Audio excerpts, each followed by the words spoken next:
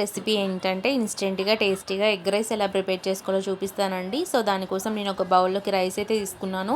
నేను తీసుకున్న రైస్‌కి 2 ఎగ్స్ అయితే సరిపోతాయి. ఎక్కువ రైస్ తీసుకుంటే 4 ఎగ్స్ కూడా తీసుకోవచ్చనమాట. మిక్స్ చేసుకొని పక్కన పెట్టేసాక ఇప్పుడు స్టవ్ ఆన్ చేసి కడాయి పెట్టేసుకొని ఆయిల్ హీట్ అయిపోయిన తర్వాత పోపు గింజలు, ఆనియన్స్, పచ్చిమిర్చి, ఒక స్పూన్ అల్లం వెల్లుల్లిపాయ పేస్ట్, ఒక స్పూన్ పసుపు, అదేవిధంగా కొద్దిగా పుదీనా కూడా వేసుకొని గోల్డెన్ కలర్ వచ్చే వరకు కూడా ఫ్రై చేసుకోవాలి. కొత్తిమీర ఉంటే కొత్తిమీరని కూడా యాడ్ చేసుకోవచ్చు అనమాట. తర్వాత మిక్స్ చేసుకొని పెట్టుకున్న రైస్ని కూడా యాడ్ చేసుకోవాలి. ఇప్పటి నుంచి సిమ్లోనే జరగాలండి ప్రాసెస్ అనేది.